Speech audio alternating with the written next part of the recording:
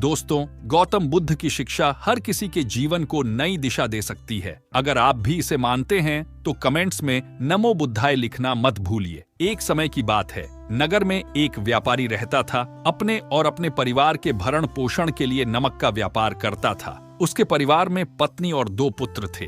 व्यापारी के दोनों पुत्रों का स्वभाव बिल्कुल अलग था। जहां एक और बड़ा पुत्र बहुत ही संकोची और शर्मीले स्वभाव का था।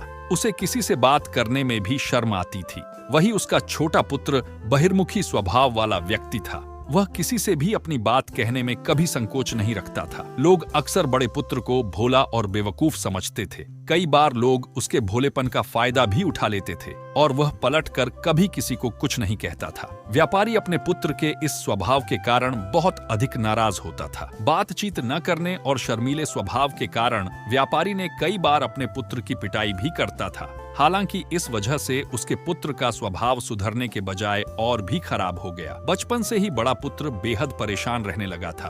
उसके अंदर आत्मविश्वास की कमी हो गई थी। परीक्षा में वह आते हुए प्रश्नों के उत्तर भी अपने डर के कारण नहीं लिख पाता था। इस कारण उसकी शिक्षा भी ठीक ढंग से नहीं हो पाई। बड़ा पुत्र जब युवावस्था को प्राप्त हुआ, तब व्यापारी ने उसे अपने साथ व्यापार में हाथ बढ़ाने को कहा। अपने पिता से डर के कारण वह व्यापार करने को तैयार हो गया, किंतु वह कई बार ऐसी गलतियां कर देता था जिससे व्यापारी बहुत अधिक नाराज हो जाता था। एक दिन व्यापारी किसी दूसरे काम के कारण शहर गया हुआ था। उस समय उसकी दुकान पर बड़ा पुत्र बैठा हुआ था। तभी कुछ लोग आए और उन्होंने बड़े पुत्र से कहा कि हमें तुम्हारे पिता ने भेजा है। उनका यह संदेश है कि इस समय दुकान में नमक की जितनी बोरियां रखी हुई है वह सब हमें दे दो। उन्होंने नमक की सभी बोरियों को शहर मंगवाया है। व्यापारी का पुत्र उनसे प्रश्न पूछने की हिम्मत जुटा ही रहा था कि वे दोनों आदमी दुकान के अंदर घुस गए और दुकान में जितनी भी नमक की बोरियां रखी थीं, सबको तांगे में रखा और लेकर चले गए। व्यापारी के पुत्र ने उन्हें रोकने का प्रयास किया, किंतु संकोच और शर्मीलेपन के कारण वह उन्हें कुछ कह नहीं पाया। उसने मन ही मन सोचा कि यदि मैं इन्हें नमक ले जाने से रोकूं तो पिताजी मुझ पर नाराज होंगे। कुछ समय बाद जब व्यापारी शहर से वापस आया तो खाली दुकान देखकर उसने अपने पुत्र से प्रश्न किया कि नमक की बोरियां कहाँ गईं? यह दुकान इतना खाली खाली क्यों है? तब बड़े पुत्र ने धीमे स्वर में कहा कि कुछ लोग दुकान पर आए थे और उन्होंने मुझसे कहा कि आपने नमक की बोरियों को शहर मंगवाया है। दुकान में से सारी बोरियां को निकाल कर लेकर चले गए। व्यापारी ने अपना सिर पीट लिया। उसने अपने पुत्र को दुकान से धक्का देते हुए कहा कि तू मूर्ख का मूर्ख ही रह जाएगा। वे लोग तुझे बेवकूफ बनाकर सारा सामान ले गए। तुमने मेरा बहुत भारी नुकसान करवा दिया। यहाँ से दूर भाग जाओ और घर वापस मत आना। यदि तुम वापस आए तो मैं तुम्हें पीट पीट कर सीधा कर दूंगा। व्यापारी का बड़ा पुत्र इस बात से बेहद दुखी हुआ। एक बार फिर उसके शर्मीले स्वभाव के कारण उसके पिता उसे और अधिक नाराज हो गए। साथ ही व्यापार में भी इतना नुकसान हो गया। उसे बहुत अधिक शर्मिंदगी महसूस हो रही थी।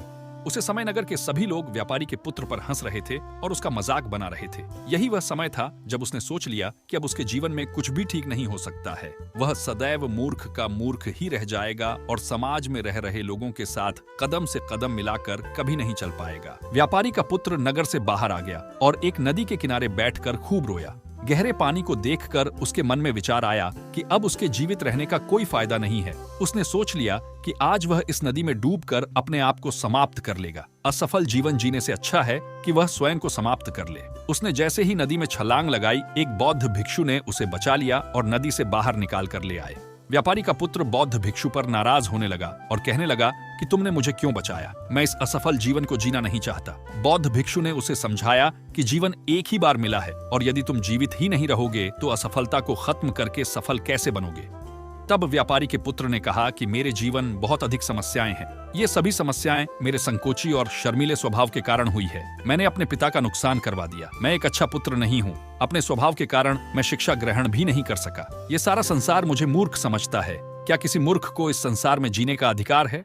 तब बौद्ध भिक्षु ने कहा कि तुम्हारे इस प्रश्न का उत्तर तो मेरे गुरु ही देंगे। चलो, मैं तुम्हें मेरे गुरु से मिलवाता हूँ। व्यापारी के पुत्र ने कहा वह किसी से बात नहीं करना चाहता। आज वह अपना जीवन समाप्त कर लेगा।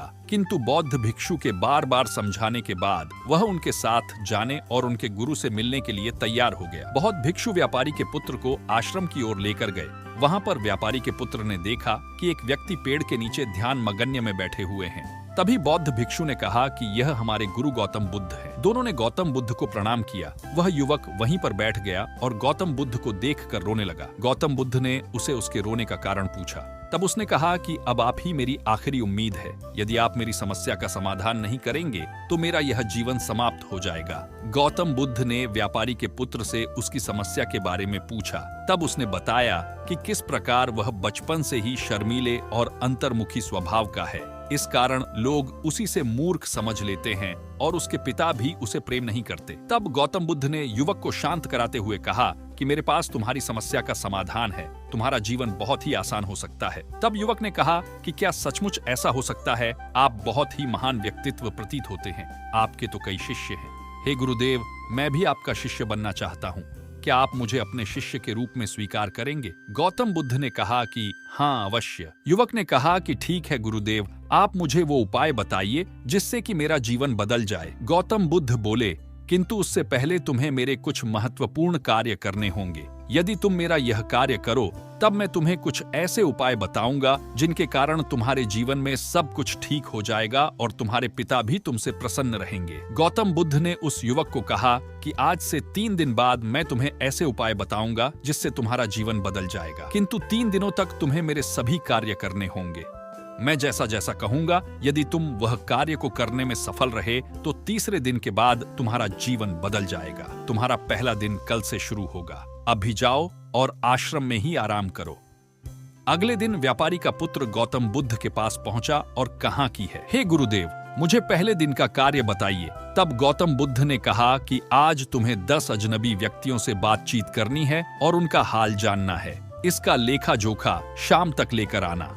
व्यापारी के पुत्र को बड़ा ही संकोच महसूस हुआ, किंतु उसने गौतम बुद्ध को हाँ कह दिया। वह निकल पड़ा। 10 अजनबी लोगों से बातचीत करने शुरू में उसे बहुत अधिक संकोच हुआ। कई लोग तो उसे डांट कर भगा देते थे। उसके सामने अपना जीवन बदलने का यही एक उपाय था। आखिरकार कोशिश करते हुए उसने 10 अजनबी लोगों के नाम और उनके व्यापार का लेखा जोखा प्राप्त कर लिया। शाम को जब वह गौतम बुद्ध के पास पहुंचा तो प्रसन्नता के साथ उसने गौतम बुद्ध को बताया कि आज का कार्य उसने सही ढंग से पूरा कर लिया है। कुछ लोग तो उसके मित्र भी बन गए हैं। दूसरे दिन फिर वह युवक गौतम बुद्ध के पास पहुंचा। जब गौतम बुद्ध ने कहा कि आज का कार्य है, तुम आश्रम में रह रहे 10 शिष्यों को संबोधित करते हुए उन्हें जल के उपयोग के विषय में बताओ। गौतम बुद्ध की बात सुनकर व्यापारी का पुत्र हक्का बक्का रह गया। उसने कहा कि आप मुझसे किस प्रकार का कार्य करवा रहे हैं?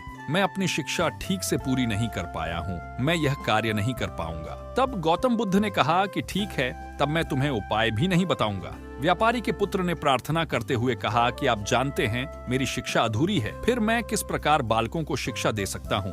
गौतम बुद्ध ने मुस्कुराते हुए कहा कि यहाँ सिर्फ मैं जानता हूँ कि तुम्हारी शिक्षा अधूरी है, वह बालक नहीं जानते। तुम रोज अपने जीवन में जल का उपयोग करते हो। यही सब बातें जाकर उन बालकों को बतानी है। आखिरकार व्यापारी के पुत्र के पास कोई रास्ता नहीं बचा।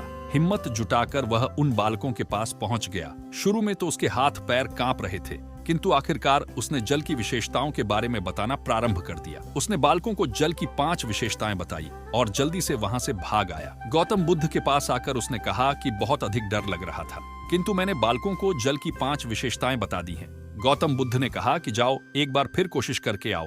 व्यापारी का पुत्र एक बार फिर हिम्मत जुटाई और बालकों को जल के विषय में पढ़ना शुरू किया। इस बार व्यापारी के पुत्र को बिल्कुल डर नहीं लग रहा था। पूरे आत्मविश्वास के साथ बालकों को शिक्षा दी। तब गौतम बुद्ध ने युवक की प्रशंसा करते हुए कहा कि तुम अवश्य ही साहसी हो। गौतम बुद्ध से शाबाशी सुनकर वह युवक बहुत अधिक प्रसन्न हुआ। युवक तीसरे दिन जब गौतम बुद्ध के पास आया तो गौतम बुद्ध ने उससे कहा कि आज का कार्य तुम्हें थोड़ा अजीब लग सकता है, किंतु आज तुम्हें अपने पिता से मिलने जाना है। गौतम बुद्ध की यह बात सुनकर वह युवक बहुत अधिक डर गया। उसने कहा कि नहीं नहीं, मैं अपने पिता के सामने नहीं जाऊंगा। गौतम बुद्ध ने कहा कि ठीक है, तब मैं तुम्हें उपाय भी नहीं बताऊंगा। आखिरकार उस युवक को गौतम बुद्ध की बात माननी पड़ी। गौतम बुद्ध ने उसे समझाया कि अपने पिता के पास जाकर उनसे क्षमा मांगना और कहना कि तुम्हें एक और अवसर दे ताकि तुम स्वयं को बुद्धिमान और सही साबित कर सको। उस युवक ने बड़ी हिम्मत के साथ अपने पिता का सामना किया और उनसे क्षमा मांगी। आखिरकार व्यापारी ने अपने पुत्र को क्षमा कर दिया और उसे दूसरा अवसर देने के लिए तैयार हो गए। व्यापारी का पुत्र गौतम बुद्ध के पास आया और उसने जब उपाय के बारे में जानना चाहा, तब गौतम बुद्ध ने कहा कि तुमने स्वयं ही अपना उपाय खोज लिया है। तुम किसी से बात नहीं कर पाते थे, शर्मीले थे, सब कुछ तुम्हारे मन में बैठा हुआ डर था। हम कितने आत्मविश्वासी हैं, कितने शर्मीले हैं और हमारे अंदर कितना डर है, यह सिर्फ हमें पता होता है। बाहरी दुनिया में किसी को नहीं पता होता है। बाहरी दुनिया में हम स्वयं को जिस प्रकार का दिखाते हैं, लोग हमें इस प्रकार का समझते हैं। अगर तुम आत्मविश्वास ही नहीं हो तो भी अनजान व्यक्तियों के सामने यदि आत्मविश्वासी होने का अभिनय करो तो किसी को पता ही नहीं चलेगा कि तुम कौन हो। वह युवक समझ चुका था कि गौतम बुद्ध उसे क्या बताना चाह रहे हैं। गौतम बुद्ध को धन्यवाद किया और उनसे वादा किया कि वह जीवन में सफल होकर दिखाएगा। दोस्तों, यह वीडियो पसंद आई हो तो इसे लाइक जरूर करें और चैनल को सब्सक्राइब करना ना भूलें। आपके आसपास भी कोई ऐसा शर्मिला और संकोची स्वभाव का व्यक्ति है तो उसे यह वीडियो जरूर शेयर करें ताकि उसकी सहायता हो सके। नमो बुद्धाय।